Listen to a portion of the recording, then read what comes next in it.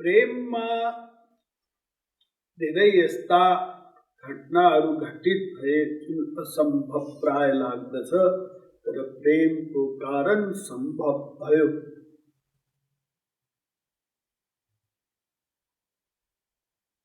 एक पुंडरिक नाम का भक्त भय, जो शांत भाव का भक्त थे गृहस्थ में भगवान को चिंतन करते, साथ में सब प्रकार को व्यवहार पनि यदि निष्ठा छ साधना सेवा में भने सहयोग भगवान स्वयं दिन्छन्।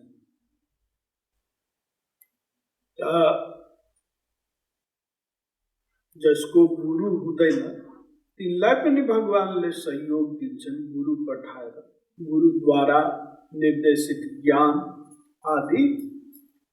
त पुंडरिक जुन प्रकारले व्यवहार को साथ साथ में भक्ति गर्थे त भगवानले स्वयं पठाए नारद जीलाई गुरु बनाएर उनको र बताए कि मेरो भक्ति को पुष्टि गर, यानी कि अनन्य भक्ति सिकाओ। भगवानले सहयोग दिए त नारद जी आए, पुंडरिकलाई समझाए अनन्य भक्ति हुनुपर्छ। यो सब र शांत भाव का उपासक थिए, चतुर्भुजा वाला भगवान को चार हाथ वाला। तो गुरु आज्ञा, गाइड को आज्ञा अक्षरंश से पालन करे त्यसै अनुसार त पुंडरिकमा यस्तो घटना घटित भयो कि भगवत दर्शन प्रत्यक्ष पूर्व में स्वयं उनको शरीर भगवान को शरीर, चार भुजा, नीलो वर्ण सब जो प्रकट भयो शरीर में, र पश्चात भगवान प्रकट भए र पुंडरिकलाई साथमा लिएर गए, गरुडमा बसाएर आफ्नो धाम। तो यहाँ ये सब कसरी भयो, भगवान के स्वरूप कसरी आयो भक्तमा, तो ये प्रेम को कमाल, निष्ठा को कमाल र गुरु आज्ञा को पालन जसले गाइड गरेको छ उसको आज्ञा को स्वीकारोक्ति। यदि यहाँ पुंडरिकले यो बुद्धि लगाको भए, यथा नारद जी ने बताइते दिए, नारद जी के कथा अनुसार, कथन अनुसार केवल मैं भगवान को भक्ति करूं और चीज छोड़ी दूं तो फिर के हाल हुनी हो कि सब साधक रूप में यही डर रहते, संसार में मेरो के होला, भविष्य में के होला, अहिले शरणागत भइहाल्यो भने ये सब चिंताले हामी अगाडि बढ्न सक्दैनौँ। तो ये प्रमाण हो पुंडरिक को कि सब चीज छोडेर समर्पित हो। तो यो अवस्था इतिहास कायम राखे पुंडरिकले। अर्को यही प्रेम कै कमाल कि अगस्त्य मुनि जो थे उनका शिष्य थे सुतीक्ष्ण जी। जब सब ज्ञान दिए सब प्रकार को, अब विदा होने बेला भयो त सुतीक्ष्ण जी ले भने कि शास्त्र को सिद्धांत छ दक्षिणा दिनुपर्छ, जसले ज्ञान दिन्छ त म के दिउँ गुरुलाई। त उनले भने कि तिमीले जुन सेवा गरेको छौ त्यही काफी छ, केही चाहिँदैन। अगस्त्य मुनिले, सुतीक्ष्णजीले भने हैन दिनुपर्छ। भागवतमा पनि छ कि काच दक्षिणा, उद्धव परमहंसले भगवान श्री कृष्णलाई सोधे दक्षिणा क्यों, त श्री कृष्णले बताए ज्ञान संदेश दक्षिणा, अर्थात एक अक्षर पनि भगवत विषय को ज्ञान प्राप्त गर्छ भने त्यसको दक्षिणा दिनुपर्छ। चाहे तन ले दो, चाहे मन ले दो, चाहे धन ले दो, तर दिनुपर्छ। दक्षिणा बिना कुनै पनि चीज पूर्ण हुँदैन, त्यो प्राप्ति हुँदैन, लाभ हुँदैन। त सुतीक्ष्णजीले यही सम्झाए गुरुजीलाई। त गुरुजीले नि झोकमा भन्दै मलाई भगवानको दर्शन गरा। उल्टो भयो, जबकि गुरुले दर्शन गराउँछन् कि शिष्यले गुरुलाई। तो गुरुले जब आज्ञा दिए तो सुतीक्ष्ण जी महाराज ने खूब भगवान को कीर्तन करे। कीर्तन द्वारा रूप ध्यान युक्त गुरुलाई भगवान को दर्शन गुरुलाई गराउनु छ, यो उसले पूरा लागि परे र सफल पनि भए। प्रेम गर्थे भगवानलाई। त भगवान राम स्वयं सुतीक्ष्ण जी महाराजलाई भेट्न गए। जब सुतीक्ष्ण जी को दर्शन भयो भगवान को, त पश्चात फेरि स्वयं भगवानलाई गोर्याएर लिएर गएर अगस्त्य मुनिलाई दर्शन गराए। गुरु दर्शन यो कसरी भयो? सब प्रेमको उच्च क्लासको प्रेम। यो त अनुभवको विषय। त यहाँ प्रेम जुन छ त्यसको बारेमा जगत गुरु श्रीले यो पद बनाउनु भएको छ। यसमा बताइयो पिया मोही प्रेम दान जनि दिजे। ध्यान दिनुस्, के मागिन्छ? भगवानसँग प्रेम मागिन्छ। तर यहाँ एक साधक भगवानलाई भन्दछन् मलाई प्रेम चाहिँदैन। उल्टो हिसाब किताब। पिया, हे मेरो प्रियतम, मोही मलाई प्रेम दान जनिति जै नदेऊ। चाहिँदैन मलाई तिम्रो प्रेम। किन? किनकि मैले सुनेको छु कि तिमीलाई प्रेम दिन परम कष्ट हुन्छ। अरू चिज त तिमी फटाफट दिन्छौ, संसार, स्वर्गाधिक सुख एवं मुक्ति उक्ति सब दिन्छौ, सिद्धि सिद्धि। तर प्रेम दिनमा तिमीलाई राम्रो लाग्दैन, प्रेम दिन मन पर्दैन, कष्ट हुन्छ। त तिमीलाई कष्ट दिइकन मलाई प्रेम चाहिँदैन। तिमी नै राख भाइ। एक कारण।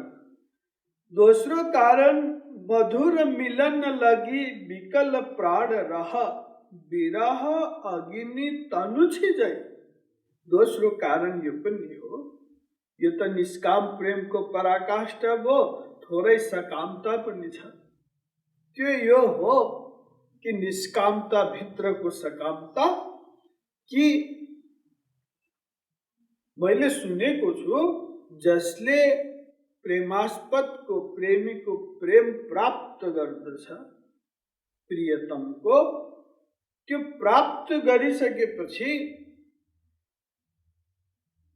प्रियतमको मिलन हेतु जुन छ तडपिन थाल्छ। यानी कि तडपन प्राप्त हुन्छ त्यो प्रेमको। दर्शन कहिले गरौँ, कहिले साथमा जाउँ, शब्द स्पर्श रूप रस गन्ध जुन संसारको छ, अब त्यो प्रियतमको प्राप्ति गर्न मन लाग्छ हर क्षण। र विरह अग्निमा यो जुन प्राण आदि जलिरहन्छ, तो जानी जानी कसले यो जलन लियोस्, तडपन लियोस्, त्यसकारण मलाई प्रेम चाहिँदैन। तर यति अवश्य गर कि मेरो यो जुन शरीर छ, जिउँदोमा मलाई केही चाहिएन, मरेपछि चाहिँ मेरो यो शरीरलाई तिमी दास बनाऊ। दास, तिमी स्वामी रहो, यसलाई दास बनाइदेऊ, सेवक बनाइदेऊ। जुन 5 तत्व छ, पृथ्वी जल तेज वायु आकाश, यसैबाट त यो शरीर बनेको छ। यो तिम्रो सेवामा लाओस्। हेर्नुस्, यहाँ प्रेमको पराकाष्ठा, निष्काम प्रेमको पराकाष्ठा, कि मरेपछि पनि यो शरीरले भगवानको सेवा गरोस्, दास बनोस्। यो चाहिरहेछ यहाँ एक साधन। त त्यसमा के होस्? बताउँदैछ कि प्रिया मिलन दृग जल सो जल मिली, अर्थात हे श्याम सुंदर, हे प्रियतम, जब तिम्रो मिलन किशोरी जोसँग हुन्छ र त्यो मिलनमा तिम्रो आँखाबाट आनन्दको आँसु बग्छ। आँसु त तिमीलाई नि चाहिन्छ प्रेममा निमग्न हुँदा। त जुन आँसु बग्छ त्यो आँसु जुन छ मेरो शरीरमा रहेको पानी बगोस्।